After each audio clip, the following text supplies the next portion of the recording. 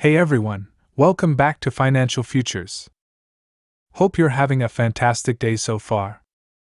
Even though right now Donald Trump leads Kamala Harris in the majority of polls out there are a couple of polls where Harris is actually edging out Trump by a couple of points. This is a very close race right now, and we have a little bit less than 100 days until Election Day. In today's video, we're going to go over some big ideas that Kamala Harris has for 2025 if she does, in fact, end up beating Donald Trump in the presidential election. But before we dive into the main content of today's video, if you wouldn't mind helping me out real quickly by just giving this video a like, that really helps out with the good old YouTube algorithm. Also, consider subscribing to my channel if you have not already. First off, it's important to note that the Harris campaign has yet to adopt an official plan. However, we can look at what Joe Biden's record has been on Social Security and the different things he has pushed for. Before Biden entered office, he promised various changes for Social Security, such as increases, higher cost of living adjustments, and a higher special minimum benefit. To date, we have not yet seen these promises materialize. It's not entirely Biden's fault because these changes would need to pass through Congress. However, Biden has not pushed Social Security reform as aggressively as other initiatives like infrastructure and student loan relief.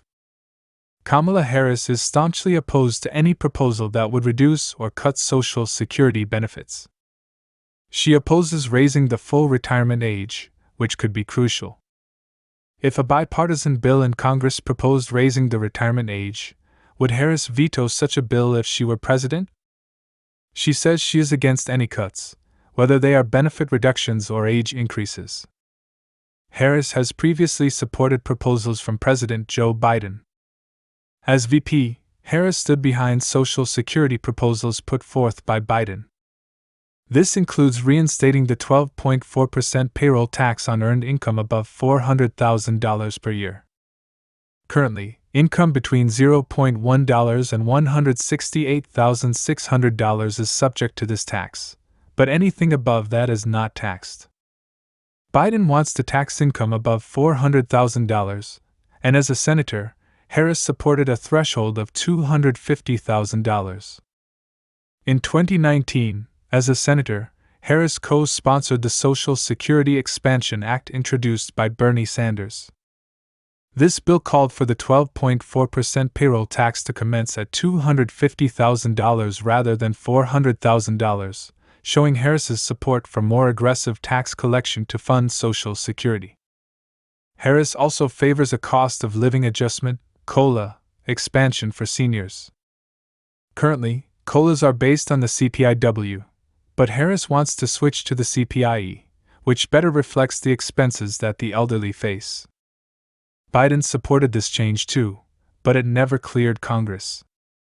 Current and new beneficiaries would enjoy a $200 per month benefit boost, a proposal included in Bernie Sanders' Social Security Expansion Act.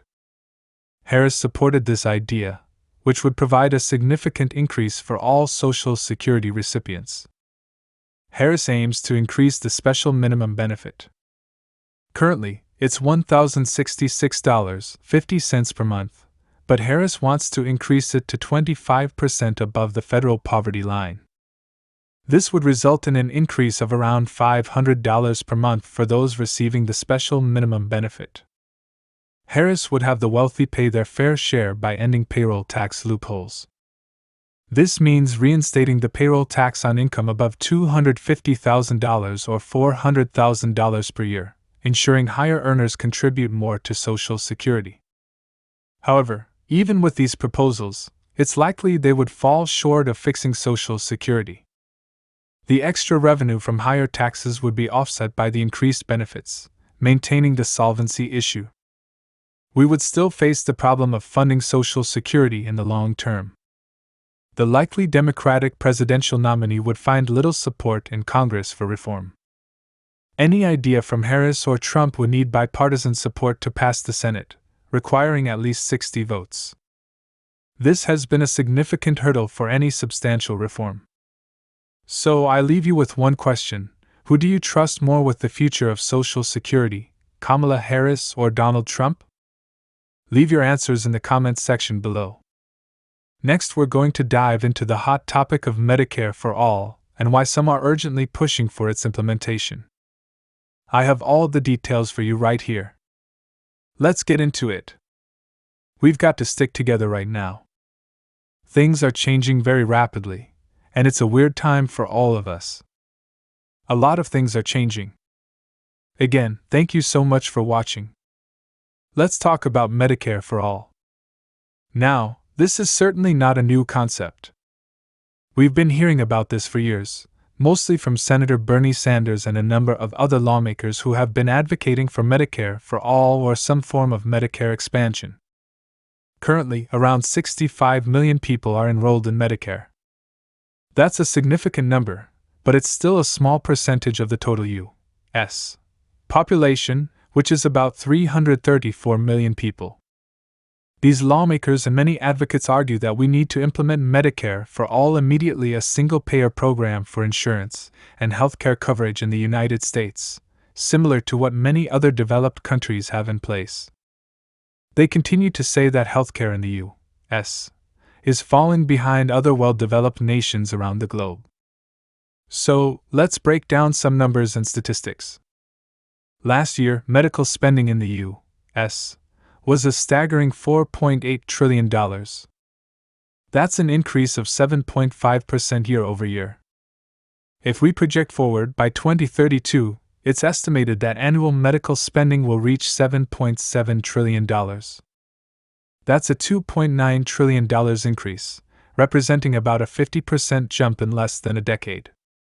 This brings up a crucial point. Many people are attributing rising healthcare costs to corporate greed. Again, I'm not taking sides here, I'm just presenting the facts. Regardless of the cause, the numbers are clear. Healthcare costs are skyrocketing. Implementing Medicare for All would be an enormous undertaking. It would take years to implement and would cost trillions of dollars.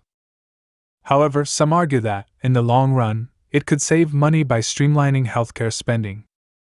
Now, let's discuss the practical implications. Currently, Medicare Part B premiums are $174.70 per month. If Medicare for All were implemented, would these premiums disappear? Logic would suggest yes, but we all know how temporary fees and premiums can linger indefinitely. The bigger issue is access to care. Even now, it can take months to see a specialist. With Medicare for All, we could see even longer wait times. But it's important to note that many countries with similar systems manage to provide timely care. It's a complex issue with no easy answers. Senator Bernie Sanders has been a major advocate for this policy. He, along with others, argued that expanding Medicare to cover more services like hearing, dental, and vision could be a step in the right direction. However, costs are a significant concern. As we move forward, it's clear that healthcare reform is a pressing issue. Whether or not Medicare for All is the solution remains to be seen. I anticipate that some form of Medicare expansion is more likely in the near term, with full Medicare for All potentially coming further down the line. To wrap up, I hope this information helps shed some light on the ongoing debate. Please leave your comments, questions, and feedback down below. I'll do my best to respond. Don't forget to subscribe, like, and share this video. Check out our other videos on the channel for more insights. Thank you for watching.